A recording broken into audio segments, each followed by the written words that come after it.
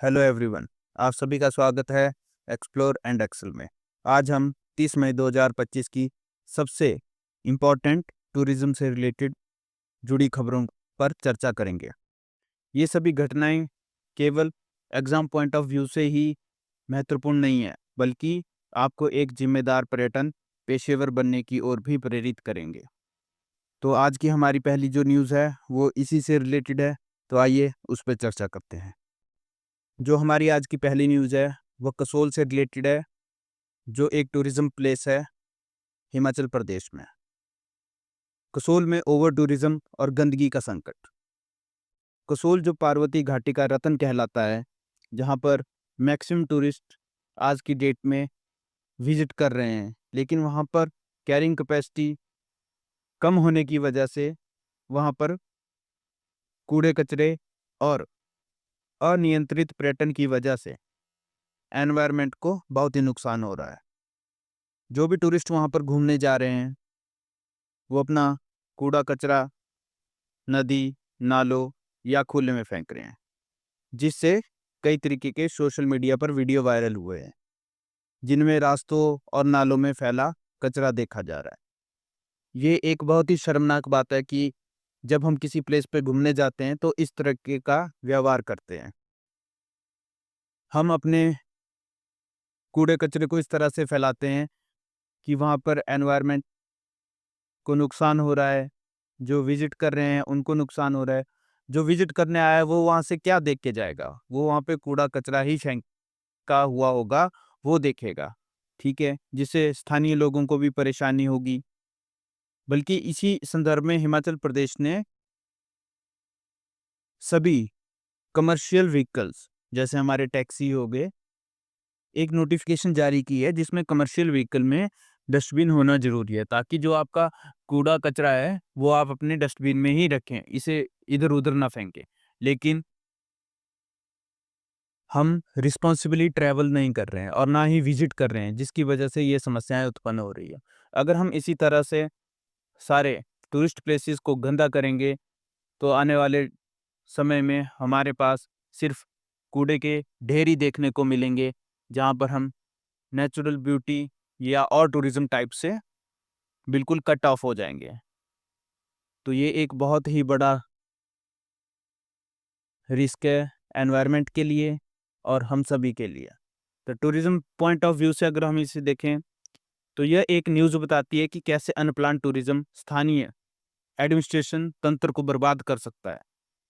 आपको अब गूगल पे जाके सर्च करना है कि सस्टेनेबल टूरिज़्म क्या है, कैरिंग कैपेसिटी ऑफ डेस्टिनेशंस क्या होता है, कम्युनिटी पार्टिसिपेशंस क्या है।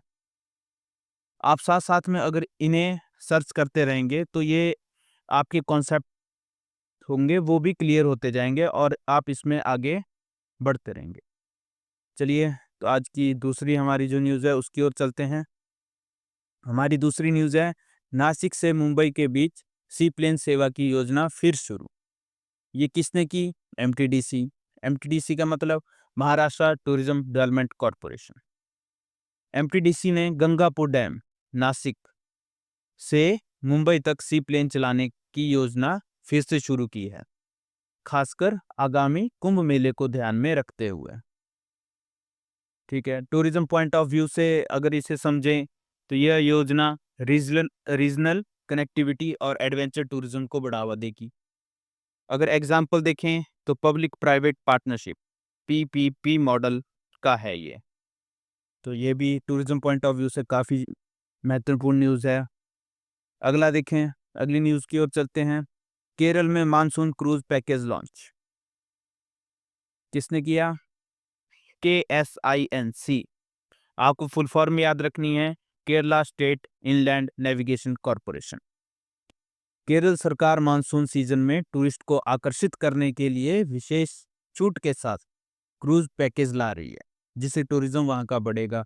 एक्चुअली टूरिज्म किसी भी जगह के इकोनॉमी को बूस्ट करने के लिए सबसे अच्छा तरीका होता है। इसीलिए गवर्नमेंट नए-नए तरह के प्रयास करती रहती है, नए-नए पैकेज इंक्लूड करती रहती है, ताकि टूरिस्ट उस जगह पर आएँ और वहाँ की इकोनॉमी बूस्ट करें। कैसे? वहाँ के लोगों को रोज़गार मिलेगा, ठीक है?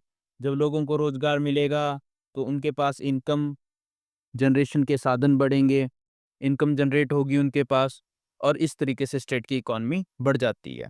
तो इसीलिए ये पैकेज लाए जाते हैं। अब टूरिज्म पॉइंट ऑफ व्यू से क्या है, यह कदम ऑफ सीजन टूरिज्म को बढ़ावा देने का प्रयास है। ऑफ सीजन का मतलब है जिस समय टूरिस्ट कम विजिट करते हैं। तो इन पैकेज के थ्रू जो टूरिस्ट हैं वो ऑफ सीजन में भी ज़्यादा जाएँगे। ऑफ सीजन में वैसे जो पैकेज होते हैं उनके रेट मोस्टली बहुत कम होते हैं ताकि टूरिस्ट वहाँ पर ज़्यादा विजिट करें। अगर इस तरह के पैकेज वहाँ पे लॉन्च होते हैं तो टूरिस्ट और ज़्यादा जाएँगे। साथ ही ये एक वाटर बेस्ड लेज़र टूरिज्म का भी उदाहरण है। ये आप नोट डाउन कर सकते हैं अलग से। कल को क्वेश्चन आ सकता है कि केरल में मानसून क्रूज़ पैकेज लॉन्च क्यों किया गया? तो उसमें हम लिख सकते हैं कि ये एक ऑफ सीजन टूरिज्म को बढ़ावा देने का प्रयास था। यह ऑप्शन टिक कर सकते हैं। ठीक है?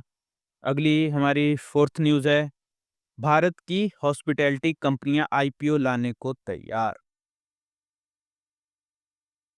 तो आप सभी जानते ही होंगे, लगभग 6 बड़ी ट्रैवल और हॉस्पिटैलिटी कंपनियों जैसे ओयो और प्राइड होटल्स आईपीओ लॉन्च करने की तैयारी में है। ये एक बहुत ही बड़ा कदम है टूरिज्म सेक्टर में। तो टूरिज्म पॉइंट ऑफ व्यू से देखें तो यह भारतीय पर्यटन उद्योग में फाइनेंशियल ग्रोथ और इन्वेस्टर कॉन्फिडेंस को दर्शाता है। ये तभी हो सकता है जब ये प्रिडिक्शन की जा सके कि हमारा टूरिज्म सेक्टर बढ़ने वाला है। तो ये एक बहुत ही अच्छा साइन है हमारे टूरिज्म सेक्टर के लिए कि इसमें ग्रोथ हो रही है, और जो हमारी कंपनीज है वो इस तरीके का इनिशिएटिव ले रही है। ठीक है, अब इसमें आपको पढ़ना क्या है, मतलब आपको गूगल पे सर्च क्या करना है ताकि आपके कॉन्सेप्ट और ज़्यादा क्लियर हो सके। अगर आपका साथ मिलता है तो मैं ये कॉन्सेप्ट आपके न्यूज़ के साथ ही क्लियर कर सकता हूँ। तो आप कमेंट करना ना भूलें। तो टॉपिक में आपको क्या चेक करना है, टूरिज्म इकोनॉमिक्स, प्राइवेट इन्वेस्टमेंट इन टूरिज्म, ये सब आप चेक कर लीजिए ताकि जो हमारा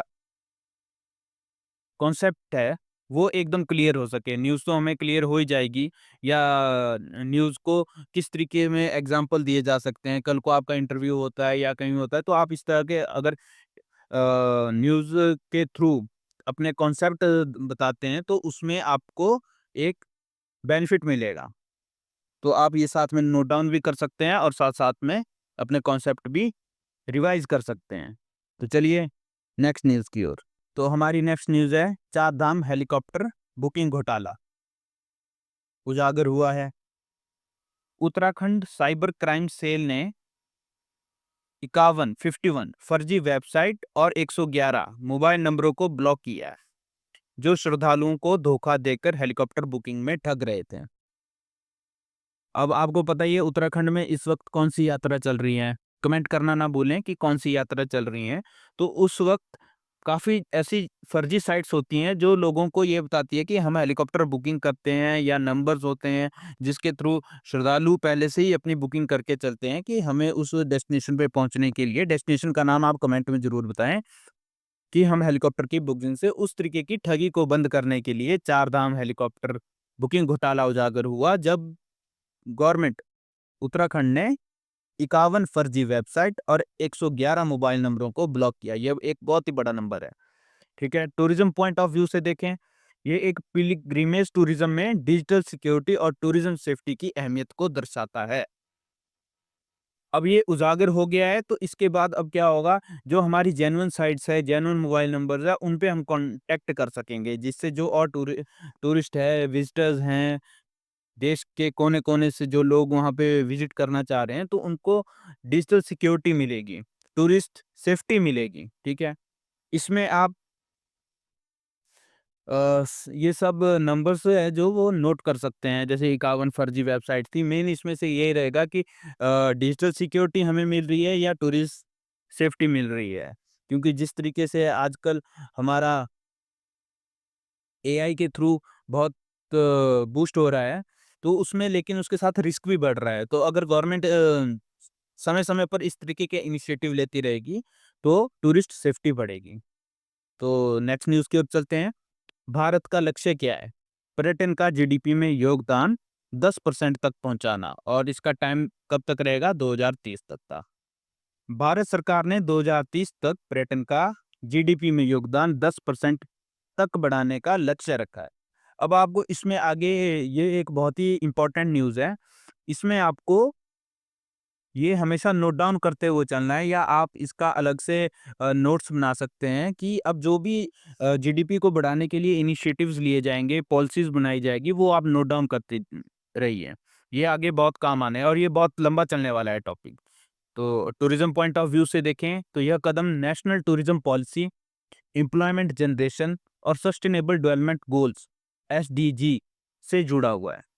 तो आप इस टॉपिक पे नज़र बनाए रख सकते हैं। आप इस पे रिसर्च कर सकते हैं कि हमारा क्या गोल है, और लेकिन ये अब न्यूज़ में रहने वाला है, 2030 तक तो न्यूज़ में रहेगा ही रहेगा। तो इसका आप अलग से नोट डाउन करके रख लीजिए, ठीक है?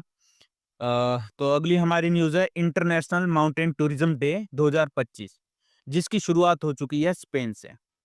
इसका प्लेस रहेगा ग्रैन कैनारिया, स्पेन में। थीमी इस थीम इवेंट की शुरुआत हुई, जिसमें कल्चर, इंक्लूजन और माउंट टूरिज्म को बढ़ावा दिया गया है। ये जीके के हिसाब से भी और आपके नेट जेआरएफ पेपर 2 के हिसाब से भी काफ़ी इम्पोर्टेंट क्वेश्चन है। ये आपको याद ज़रूर रखना है। वैसे ये एक उदाहरण है इंटरनेशनल कोलैबोरेशन इन टूरिज्म का। इसमें आप माउंटेन से रिलेटेड है, तो इसमें आप माउंटेन टूरिज्म रिसर्च कर लीजिए, इको टूरिज्म रिसर्च कर लिए। यहाँ पे कल्चर एक्सचेंज हो रहा है, तो कल्चर एक्सचेंज के बारे में थोड़ा-सा पढ़ लीजिए, ताकि आपको ये जो न्यूज़ है, ये क्लियर हो जाए और साथ में आप इसको लंबे समय तक याद रख सकें। आप ये मत भूलिएगा कि आज हमने न्यूज़ कवर कर ली और उसके बाद हम उसको रिवाइज़ नहीं करें।